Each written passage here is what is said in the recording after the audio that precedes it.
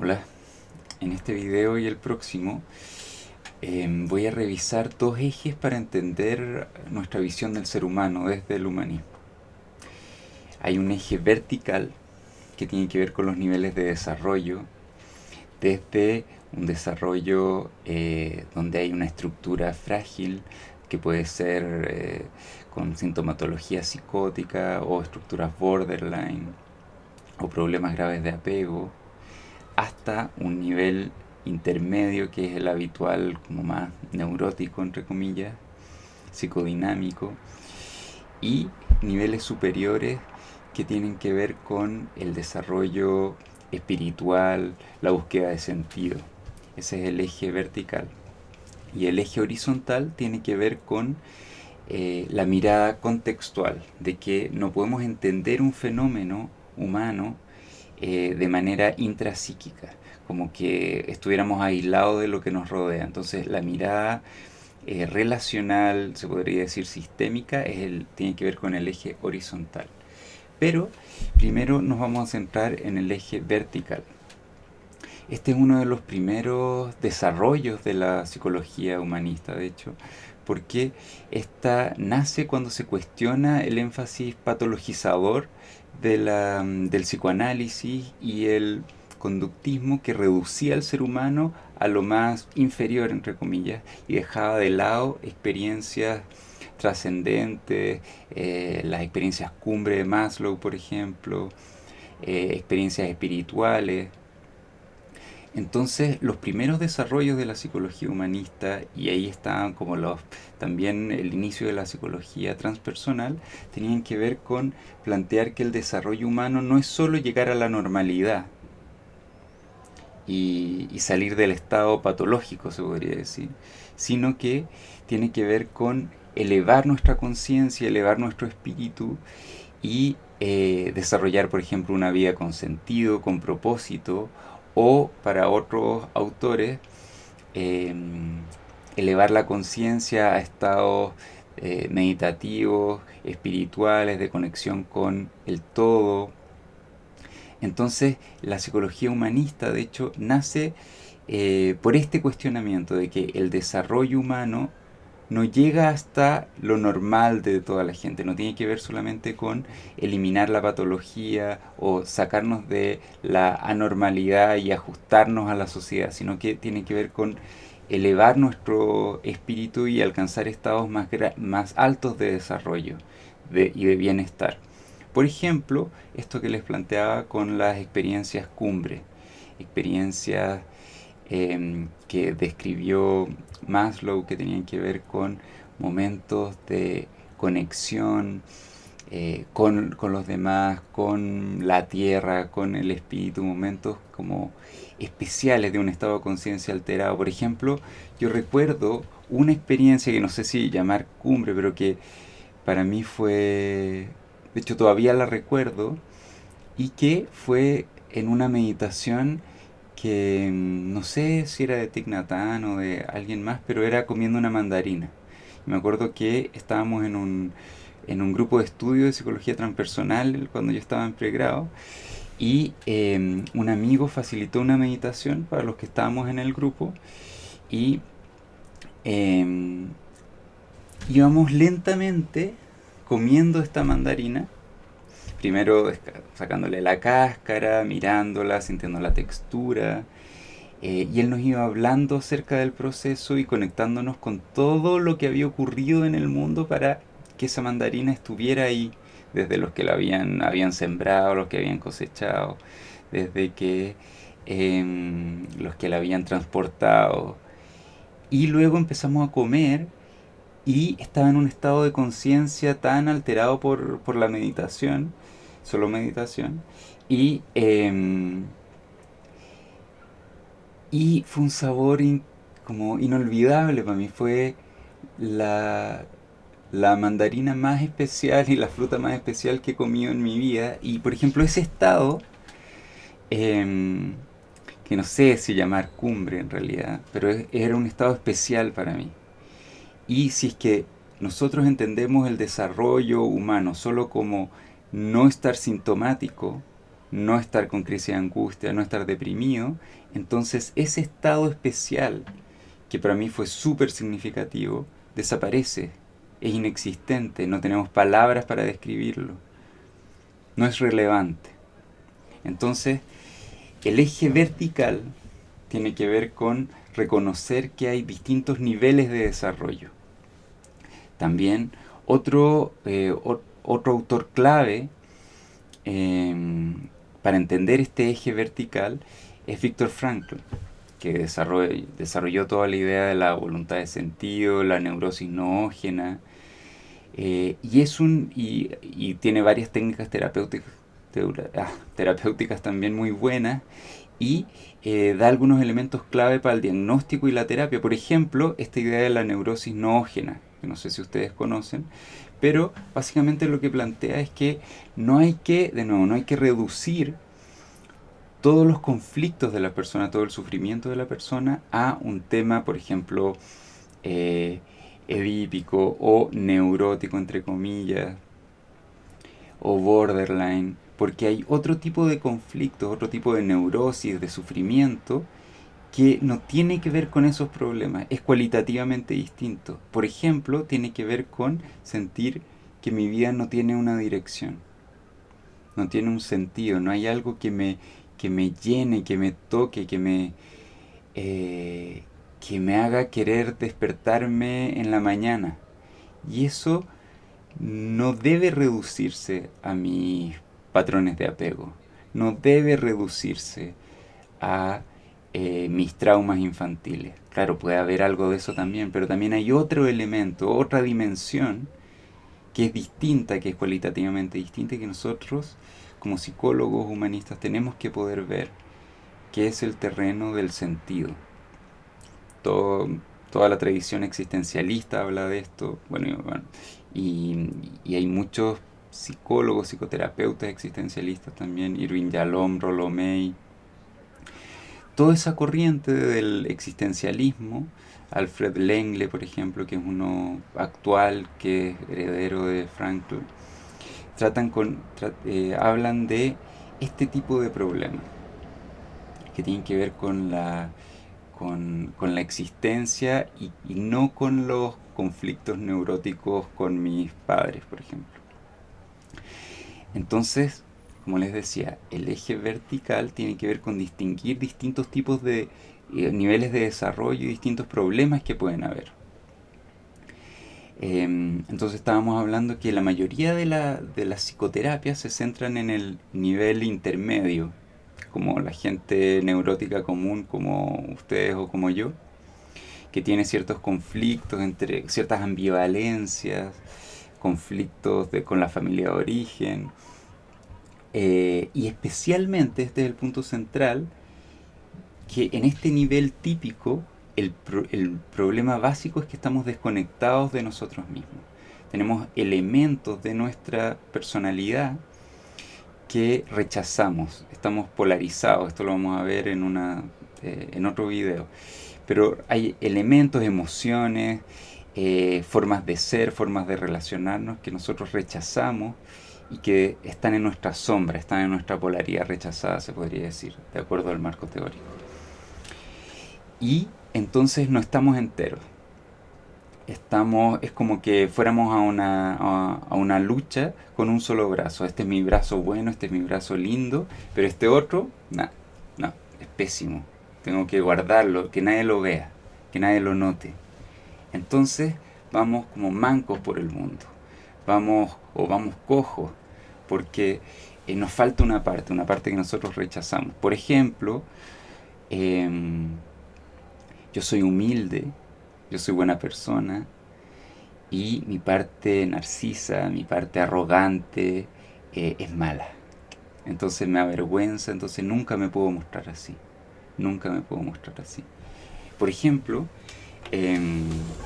yo recuerdo una vez que estaba en un taller de trabajo personal, en una terapia grupal, y estábamos finalizando el grupo, que eran como 8 o 9 meses de trabajo intenso, muchas horas a la semana.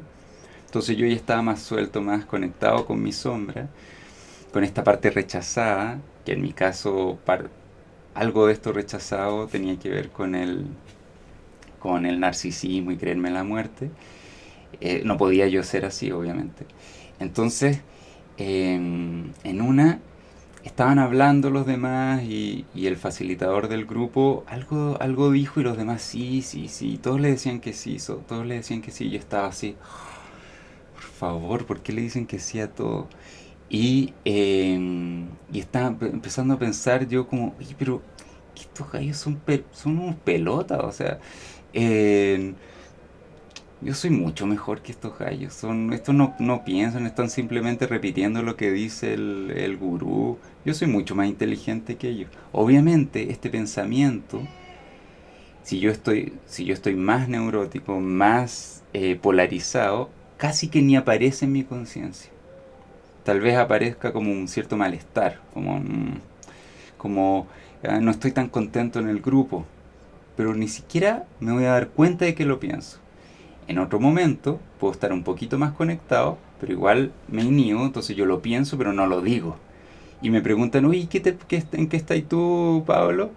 ¿Qué pensáis de todo esto? Sí, sí, no, sí, denle. Y alguna evasiva o algo así. Porque me da miedo mostrar esto. Lo noto en mí, pero no lo quiero mostrar. Porque no, como yo voy a ser así tan narciso, qué feo, nadie me va a querer. Pero en esta ocasión, como ya llevaba trabajando muchos meses en esto, yo así me envalentoné y dije, no, yo quiero decir algo. ¿Saben qué? Me carga que ustedes estén repitiendo todo lo que dice el gurú. Yo, ¿saben qué más? Yo soy el más inteligente de todos los que están acá y me aburrí de estar así como haciéndome el piola y como no, bajo perfil. No, yo soy el más inteligente de todos los que están acá. Y lo dije así, así de cara y raja. Y todos quedaron en shock. Algunos se enojaron, otros me aplaudieron. Y bueno, nadie me expulsó, nadie me odió. En realidad, algunos se molestaron un poco. Pero no pasó nada tan terrible. Y yo pude estar completo en ese momento, incluso con mi parte narcisa, que era la parte inaceptable. Bueno, es un ejemplo. Ese es el conflicto típico en este eje vertical, la zona como intermedia. Ese tipo de conflicto. No, ¿quién soy? No, no puedo ser eso. No, es malo que me enoje, entonces tengo que ser niño bueno. O no, es malo que me pasen a llevar, entonces siempre tengo que ser el fuerte, el aguerrido.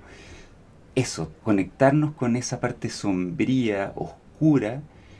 Esa es la parte clave, ese es el conflicto clave en este nivel intermedio, que es donde nos vamos a centrar más, porque es lo más típico. Pero el punto del eje vertical es que ese no es el único nivel, no es el único tipo de problema humano. Están estos problemas más elevados, entre comillas, como el sentido, como el contacto con lo espiritual. Y no podemos eso reducirlo a conflictos bajos, con la familia o con mi sombra. No, son cosas distintas. Tampoco podemos reducirlo a delirios, el contacto con lo espiritual. O regresiones.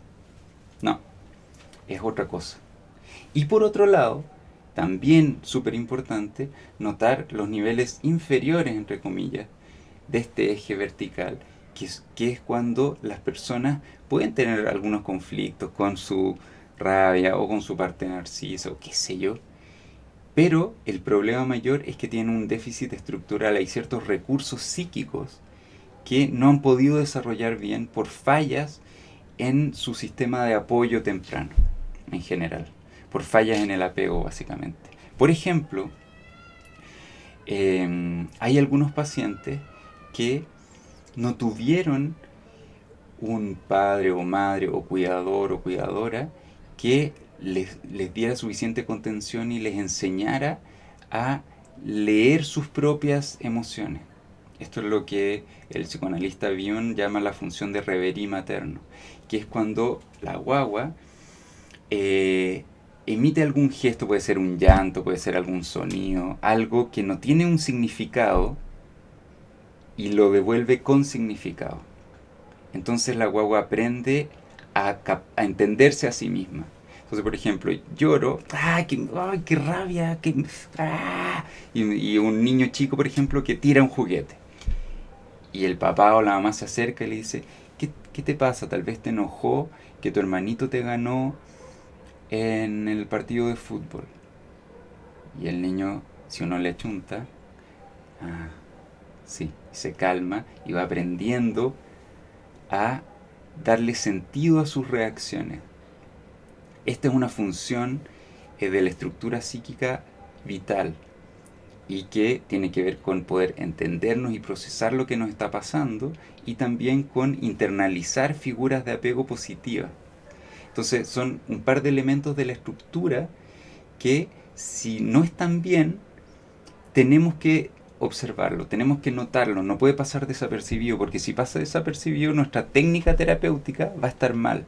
Entonces, por ejemplo, yo trato de ayudar a un paciente a que se conecte con su rabia y se permita sentir la rabia, como si fuera un paciente neurótico, entre comillas, pero este paciente ni siquiera sabe que está rabioso porque no es capaz de leer sus propias emociones.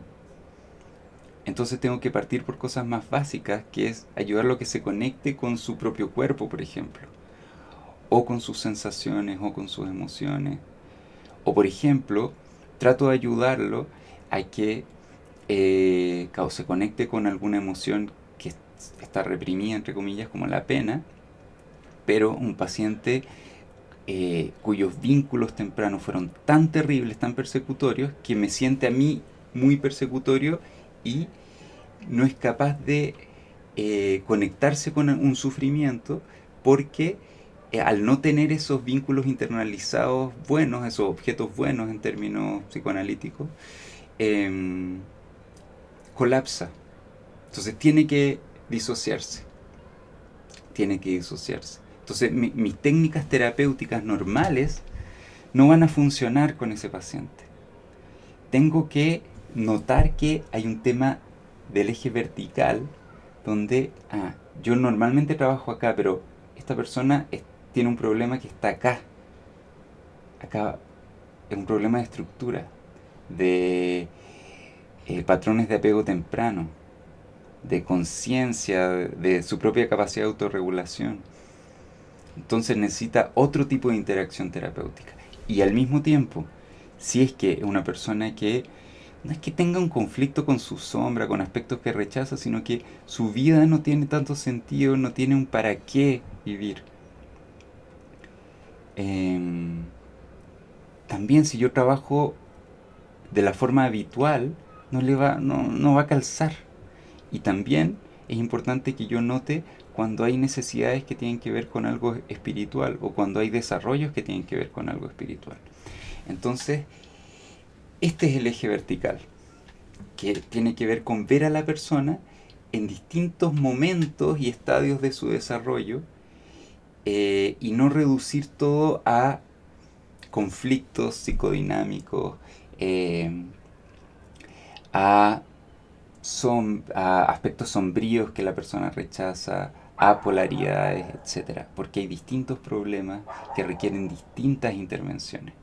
Ahora, para dar sentido a todo esto, a mí me parece que el mejor autor es Ken Wilber de los primeros años, cuando estaba más metido en la psicología transpersonal y el inicio de la psicología integral, porque después ya se empieza a tocar otros temas. Porque lo que él hace es que hace una integración de distintos modelos de psicoterapia con esta lógica, de los distintos niveles de desarrollo. Ya habla de Frankl, ya habla de los problemas de estructura. Entonces habla explícitamente de esto y da un mapa súper interesante de cómo entender los distintos problemas y los distintos modelos de terapia de acuerdo a estos distintos niveles de desarrollo. Ahora, en los primeros textos era podría ser que un poco simplista y claro, como que trata de encajar todo un poco en su modelo así de forma como muy perfecta, pero la idea es buena. la idea es buena. Y entonces los textos de Ken Wilber, por ejemplo, Conciencia sin Fronteras, Psicología Integral, eh, esos son algunos de los clásicos. El espectro de la conciencia creo que fue el primero. Son buenos para entender esto, ¿ya? Y aparte hay algunos textos que tienen que ver con algunos desarrollos específicos de distintos niveles. Por ejemplo, los procesos frágiles en este nivel como de problema estructural, y también la neurosis noógena de Frankl. Así que bueno, este sería el eje vertical.